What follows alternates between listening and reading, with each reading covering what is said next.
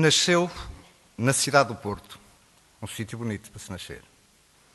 Num dia de julho, licenciou-se em Direito na Universidade de Coimbra em 1972. É casada e tem uma filha.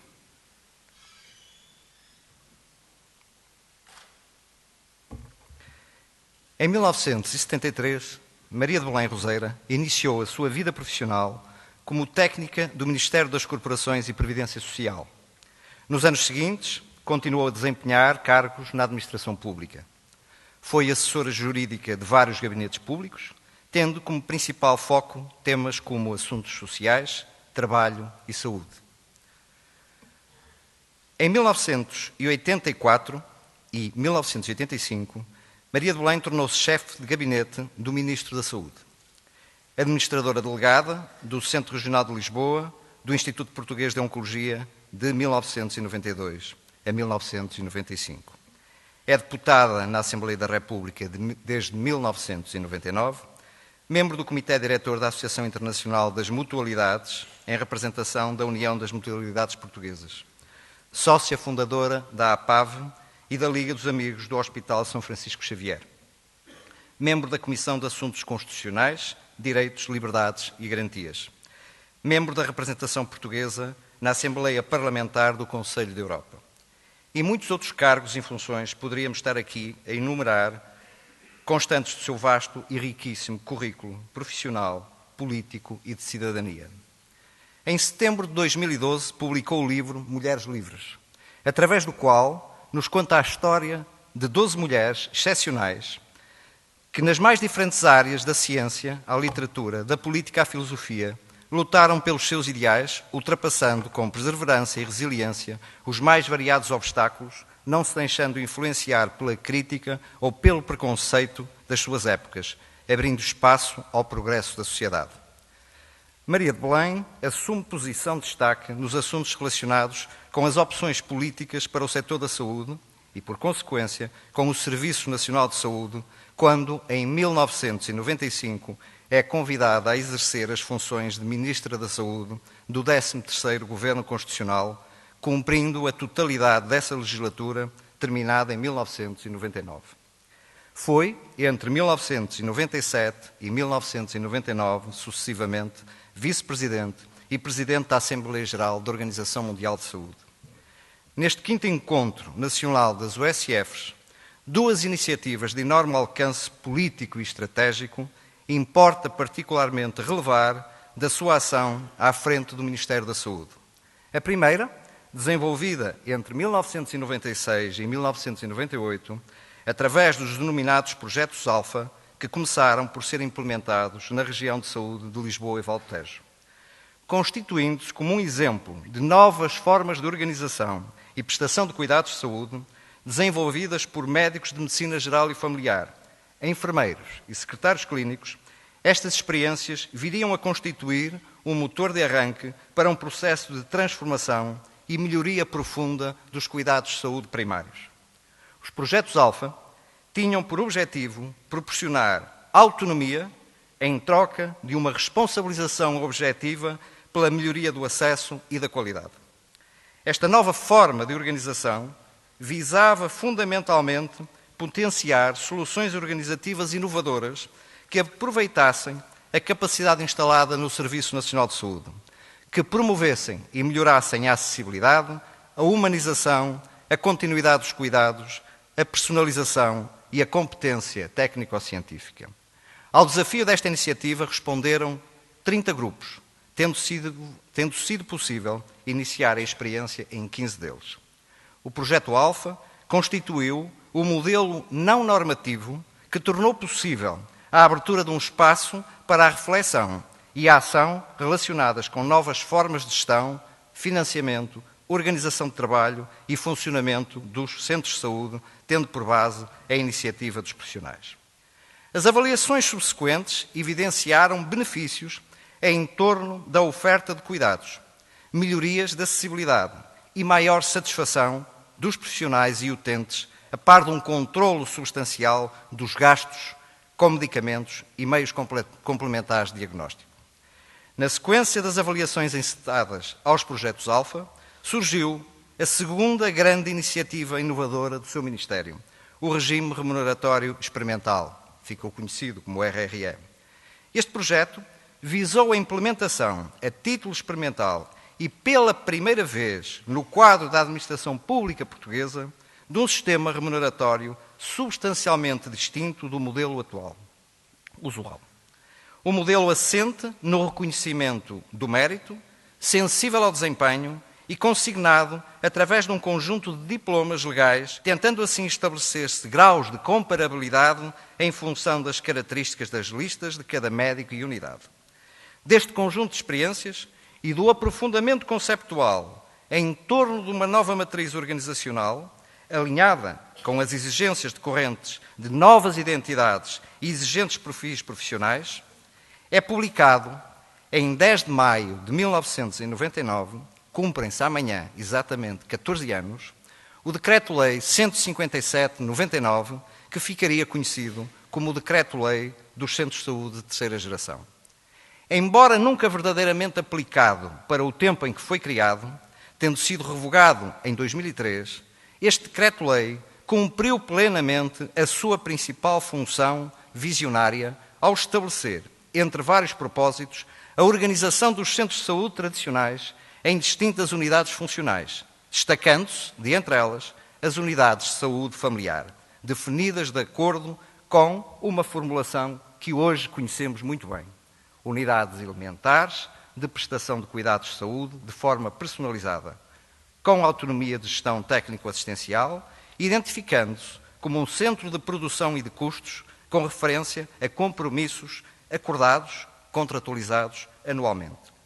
Este Decreto-Lei, por via de decisão política e forte desejo manifestado pelos profissionais, viria a ser repristinado em 2005 e foi assim possível, através dele, iniciar, a partir de setembro de 2006, a instalação das primeiras USFs. E motivo porque aqui nos encontramos hoje. Este é o resumo possível e muito breve de uma história de sucesso. Como todas as histórias, ela tem protagonistas, enquadramentos e aspectos distintivos que, em grande parte, determinam os resultados. Maria de Belém Roseira conjugou e conjuga alguns traços de caráter intelectuais, de liderança e de ação política e cidadã que não podemos deixar de relevar. A par do seu ar frágil, simpatia e sorriso aberto, que lhe conferem uma imagem muito própria, revelou-se uma mulher e uma governante detentora de uma assinalável capacidade de decisão e assertividade executiva. Uma especial apetência para envolver e motivar os seus colaboradores, saber escolhê-los, confiar e dar liberdade às equipas. Uma relação de empatia que facilmente consegue estabelecer com as pessoas. Pessoas com quem trabalha, pessoas para quem trabalha, em quem acredita e sabe constituírem o fator-chave do sucesso fundado nos grandes princípios da liberdade, da justiça e da solidariedade.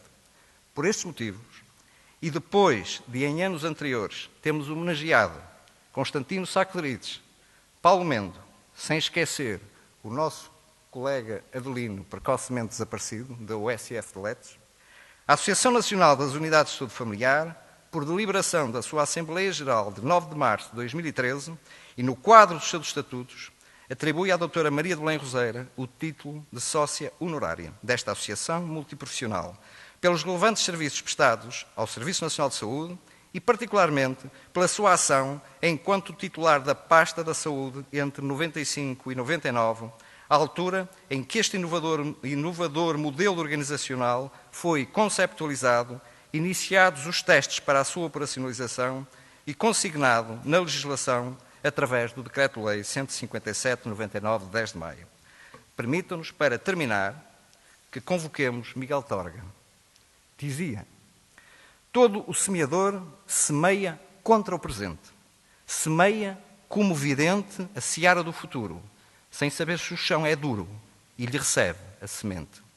Doutora Maria de Belém, esta Assembleia, mais os quase 7.000 profissionais envolvidos e os 4,5 milhões de cidadãos utilizadores das USFs, são simultaneamente fruto e testemunho da determinação do semeador, da qualidade da semente, do chão propício e da seara, que já não sendo futuro, é presente consolidado, aceite e reconhecido.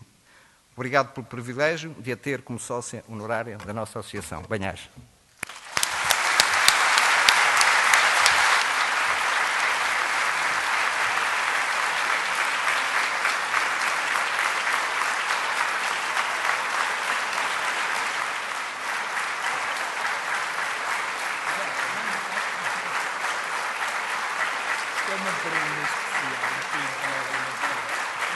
Esta prenda deve ser aberta.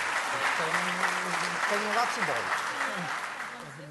Senhor Secretário de Estado, Senhora Vereadora Arquiteta Helena Roseta, em representação do Senhor Presidente da Câmara, estimados membros da mesa, Presidente da Comissão Científica do Congresso, painel do próximo debate que aqui vai ter lugar, senhoras doutoras, obrigada também. Estimados amigos, não posso dizer de outra maneira, depois destas inesperadíssimas palavras do Dr. Henrique Botelho.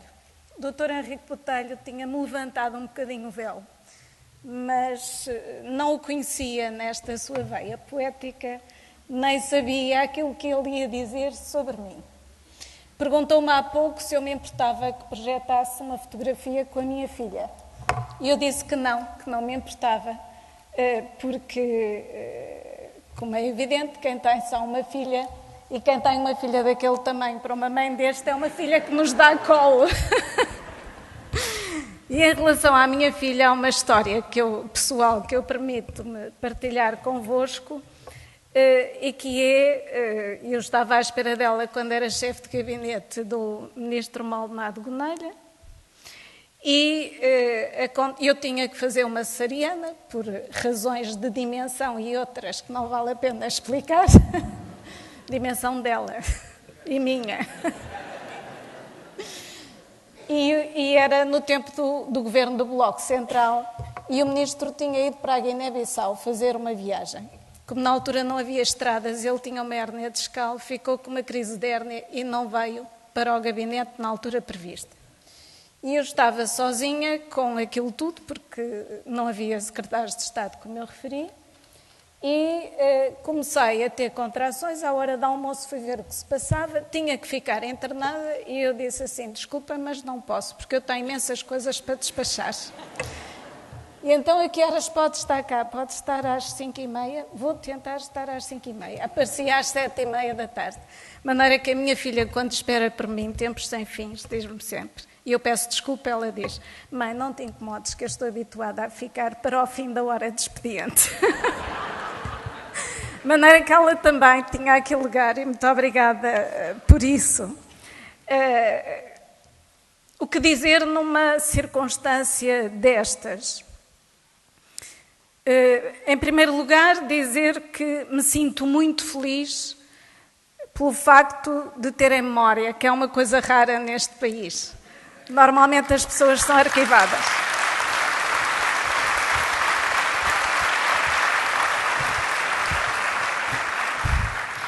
Em segundo lugar, porque é sempre necessário respeitar a memória para termos um bom presente. E o bom presente está aqui, com a vossa reunião e com a vossa dimensão. E em terceiro lugar, porque também estáis todos aqui a construir o futuro. Vejo ali como palavra forte, ou palavras fortes deste encontro, a saúde como capital de futuro. E é isso que nós temos que fazer e que trabalhar.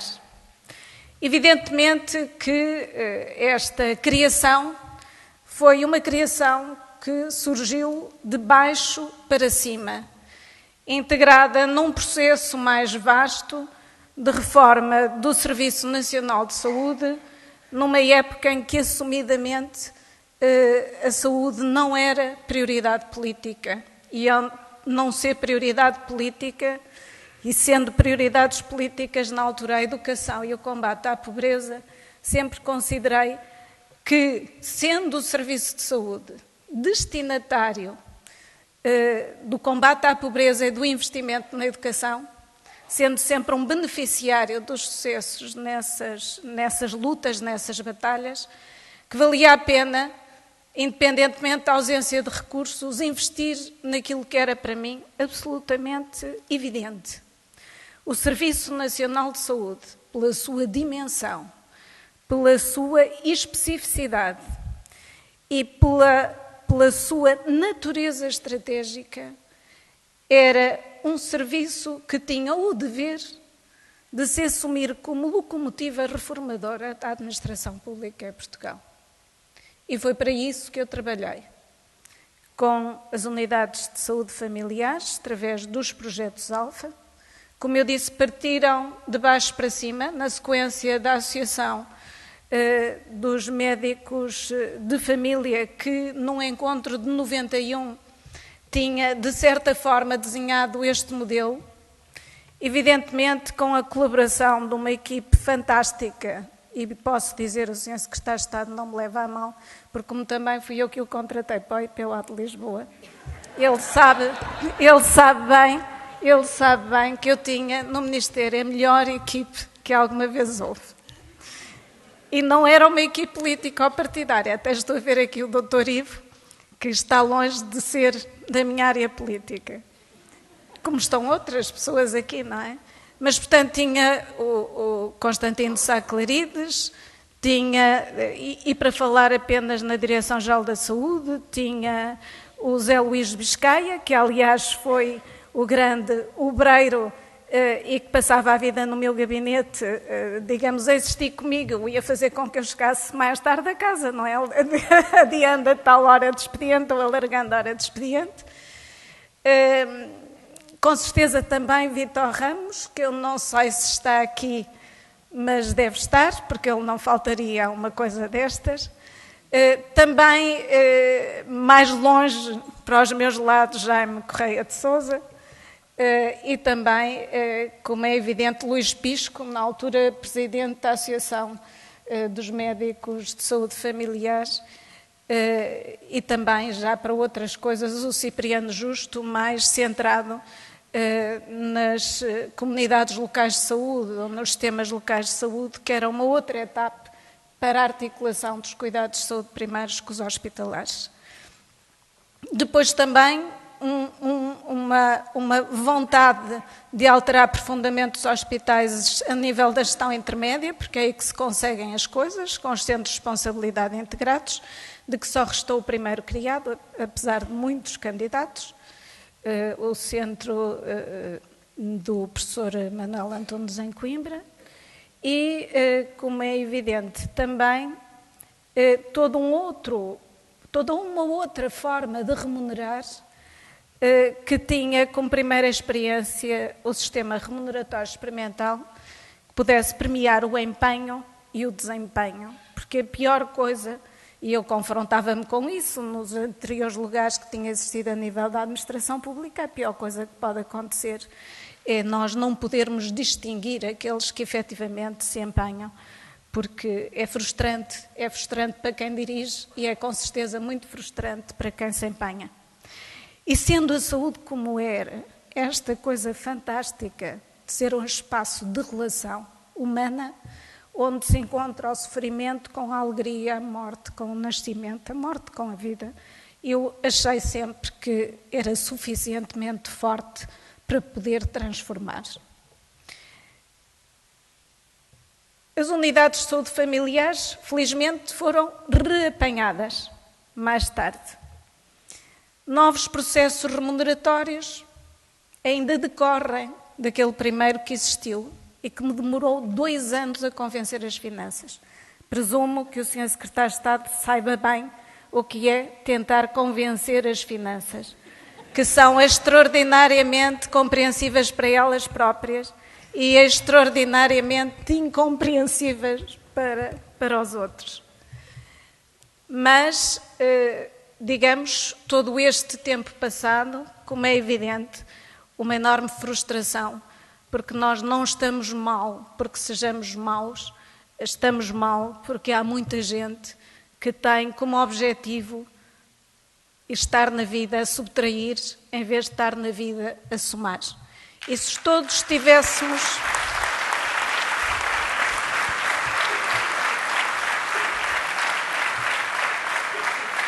Se todos estivéssemos na vida a somar, nós hoje estaríamos, com certeza, muito melhor.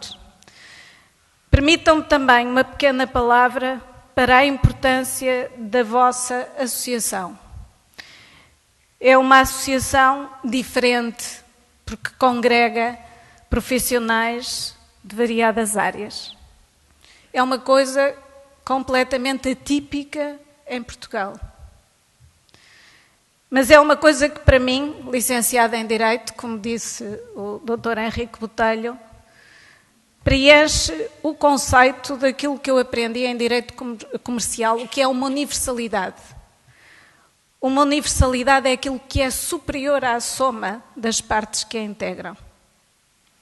E realmente a vossa capacidade de vos constituirdes em equipe, o vosso trabalho é com certeza muito superior, muito maior valia do que a soma de cada uma das partes que o integra, porque o resultado final não é uma mera soma aritmética, é uma soma que conta com a tal energia, com a tal forma de estar, com a tal atitude de combate de que fala António Damasio, que é absolutamente indispensável para que cada um de nós atinja a sua transcendência no sentido de se libertar das suas condições de base. Gostaria, talvez, uma vez que ides falar de futuro, de vos referir uma coisa. Entrou este mês em vigor, e eu lembrei-me de referir isto aqui, uma vez que foi feita a projeção do direito à saúde como um direito humano, fundamental. Entrou este mês em vigor o chamado PIDESC. É um nome feio para nós, tem algumas conotações, mas não é mais do que o pacto, o protocolo internacional dos direitos sociais, dos direitos culturais, dos direitos económicos. Durante muito tempo, como sabem, nós tínhamos a Declaração Universal dos Direitos Humanos e tínhamos o protocolo para os direitos civis e políticos, os direitos humanos de primeira geração. E durante muitos e muitos anos houve uma grande resistência dos países para considerarem os direitos humanos, sociais, económicos e culturais como devendo ser assumidos pelos Estados, porque eram muito caros. A democracia é cara, o civismo é caro, pelos vistos, os direitos sociais também são caros. E este processo de construção deste protocolo internacional foi extraordinariamente difícil e foi liderado por uma portuguesa, Catarina Albuquerque. Foi-lhe entregue o processo porque era um processo impossível. E o processo acabou por chegar a bom termo e entrou em vigor por força das ratificações de alguns Estados, da ratificação que alguns Estados já fizeram, não todos aqueles que integram as Nações Unidas. Mas é um documento muito importante. E é muito importante porquê? Porque sempre que eu vejo o logotipo da Direção-Geral de Saúde da União Europeia associado aos direitos do consumidor, eu fico muito irritada. Porque tratar sistemas universais, sistemas financiados através da solidariedade coletiva, como podendo ser encarados como o direito ao consumo, é absolutamente destrutivo da filosofia dos direitos sociais, em primeiro lugar. Em segundo lugar, porque a Europa se esqueceu que, estabelecendo acordos de livre comércio com países que não respeitam os direitos humanos fundamentais, permitindo a deslocalização das suas empresas para países que laboram explorando aquilo que é a inexistência dos mais básicos direitos humanos. A União Europeia está a comportar-se em colisão com os seus textos fundacionais e está a destruir o trabalho na União Europeia, e ao destruir o trabalho está a destruir os consumidores, porque nós só podemos ser consumidores se tivermos capacidade de angariar rendimentos, designadamente de trabalho. E é muito importante que uma associação multiprofissional que tenha a noção de que o direito à saúde é um direito social básico, que para que essa prestação seja financiada na sua filosofia de enquadramento, através da solidariedade coletiva, nós precisamos ter economia e só teremos boa economia se forem também respeitados os direitos humanos fundamentais, alargadamente. E cabe-vos a vós, porque foi essa a noção que eu também tive quando estive no Ministério da Saúde, da importância da saúde para aprofundar as relações internacionais. Cabe-vos a vós, que lidais com o sofrimento, que lidais com aquilo que é o impacto dos tempos que vivemos, de medo, de insegurança, de desemprego, altamente perturbadores e que são depois determinantes do nosso estado de saúde, que vos vão cair nas vossas mãos, que sejais uns mensageiros, não apenas nacionais, mas internacionais, de que há conquistas civilizacionais de que nós não podemos abdicar, porque só faz sentido pormos o nosso talento e a nossa energia ao serviço do desenvolvimento. E o desenvolvimento sempre foi andar para a frente, nunca foi andar para trás. Muito obrigada pela distinção que me conferiram.